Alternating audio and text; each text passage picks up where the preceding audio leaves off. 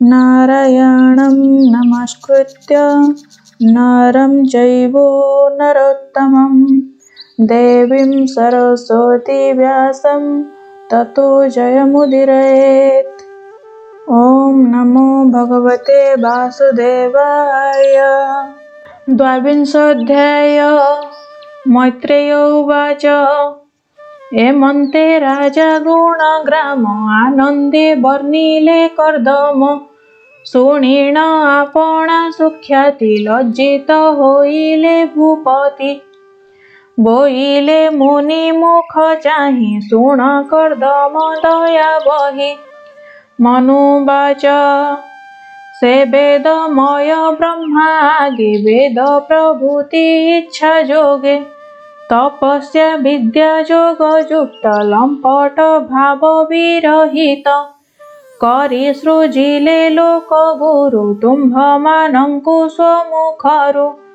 एणु पवित्र तुम्भ देहि सुविद्या तप छंदमयी जोग साधने अलंपट तुम्भ साधन स्वर्ग बाट ए तुम्भ धर्म रक्षा अर्थे से पितामह ए जगते सहस्रे भुजते जघेनि सृष्टि पालने पद्मजोनि क्षत्रिय जाति भी आइला से तेज सृष्टि आवरिला एबेनि तेजे बेनि रहे धर्म पालने देह बहे एणु तुम्भर दर्शने संशय न रहे मो मने जेणु अनेक भाग्य मोर देखिली तुम्भर शरीर तुम्भ चरण रजनीर पवित्र कला मो शरीर प्राकृत जन मानंकर जे रूप अटे अगोचर तुम्भर अनुग्रह पाई पवित्र कली निज देहि तुम्भर वाक्ये कर्णपथ निश्चल होए कृतकृत्य मुए दुहिता स्नेहे जड़ी ए माया मोह बंधे पड़ी एणु मोहर दुख मने कहिबी शुण सावधाने मोहर ज्येष्ठ बेनि सुत उत्तान पाद प्रिय व्रत तांक भगिनी ए सुमुखी ए देवहूति चंद्रमुखी एहार गुणशील समे पति इच्छई निज धर्मे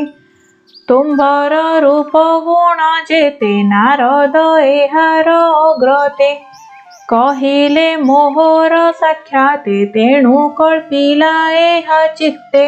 मु एबे श्रद्धा प्रीति चित्ते घेनि मिलिली तो अग्रते कन्या ग्रहण तुम्भे कर श्रद्धारे देली उपहार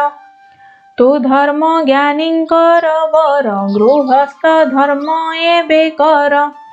तो गृहाश्रम कर्म मान सुंदर करिब साधन एणे तो प्रतिवाद नाही पुष्कल धर्मे एहा कही उद्यत भोग जेबे छाड़ी जे जानती भिक्षु पथ माड़ी जे जस मान तार थाई अवज्ञा बसे न रहई तुम्भर ब्रह्मचर्य व्रत अवधि हेला समापत विवाह करिबार पाई शुणिलु इच्छा बड़ी छई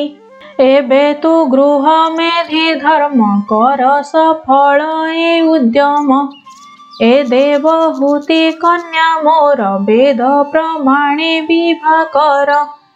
एमंत मनु वाक्य शुणी कर्दम हृदय परिमाणी बोलंत मनु मुख चाहि आनंद चित्ते देह बहि कर्दम उवाच तुम्भर आज्ञा शिरो धरि ए देवहूति विवाह करि रमिबे संसार धारणी आत्मार उत्पत्ति कारणी जे मनु राजार दुहित उत्तान पाद जार भ्रात ए गुणवती कन्या सार किय बा देवा पटांतर मोहर कर्मे विदित सुंदर गुण वर्ण युक्त एणु ए ललना ललाम एहार गुण अनुपम के ताहा छाड़ी बापारे शरीर बहिए संसारे करिबी दार परिग्रह तुम्भे मोहर स्नेह बह किंतु ए नियम मोहर शुण हे धर्म पाल बर जाबत एहा कोळे जात सुंदर गुणवंत पुत्र ताबत गृहाश्रम रही तहु संन्यास करिबई तुम्भ वचन मान्य मोर जे भावे जन उपकार पित्रादि ऋण शोध करी परे संन्यास अनुसारी एमंत विष्णु अनुमति तुम्भंगु कहिली संप्रति मैत्रेय उवाच एमंते विप्रवाक्य शुणि संतोष चित्ते राजा राणी मुनिंकी बर वेश करी वेद विधाने कन्या बरी तापस श्रेष्ठ मुनि बरे हरसे प्रफुल्ल अंतरे विवाह देई से उत्सुक अनेक देले यौतुक अमूल्य बसन भूषण गृह पुष्कल महिधन झियो जुआई प्रीति अर्थे से राणी देले बहुमते सकल देई मुनि जने बोधिले अमृत वचने आनंद चित्ते दंडधारी मुनिंकी आलिंगन करी कंठ कुंठित अश्रु मुखे दुहिता स्नेह भंग दुखे हे मात बोली अश्रु मुख दुहिता दुखे अति दुख दुहिता केश नेत्र जले अति कातरे आद्र कले मुनिंकी कन्यादान देई आनंदे कृतकृत्य होई रथ आरोहिबे निजने गले से आपणा भुवने से पुण्य नदी सरस्वती अति शोभन तटवती से ऋषि कुल्या नदी तटे अनेक ऋषि जाने कटे पर्ण कुटीर से भी आई सुदृढ़े कुशकाश छाई से नदी तीरे सुखे रही विष्णु भजने यज्ञ दाही ता तटे मुनिंक आश्रम देखिता शोभा अनुपम मनुर चित्त तृप्त हेला स्वगृह मार्गे चली गला ते ब्रह्मा वर्त प्रजा जने मनुआ संते भुवने हरसे राजार अग्रते मिलिले वाद्य स्तुति रीते जाना बहिर्श्रुति पुरी तहि विजय दंडधारी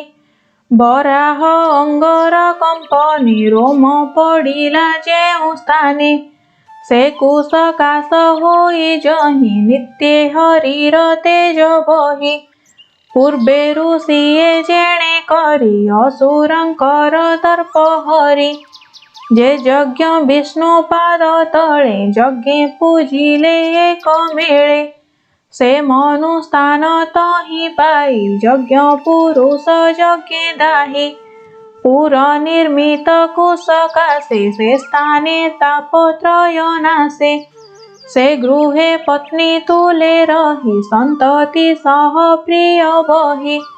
कल्पित सुख बई भोगे से प्रजा अर्थे रति रंगे सुस्वर गीत नाद ध्वनि गंधीर्वे स्त्री वृंद घेनी संगीत रस वीणा नादे ललित गीत अनुवादे प्रतिदिवस रात्रि अन्ते कृष्ण चरित गृह गते कर्णे शुणन्ति ध्यान करी चित्ते गोविंद भाव भरी निरते कृष्ण नाम घोषे से बेनी जने गृह वासे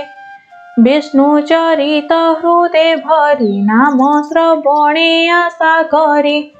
से मनु जोग माया भोगे थिले हे ताहांको न लागे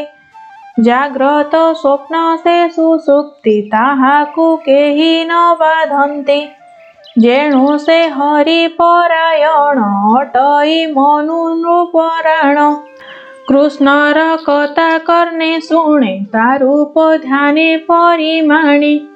मुखे रटन्ति नाम तार ता कथा कही निरंतर। एमन्ते निज मन्वन्तर जे जुग गणना बेभार।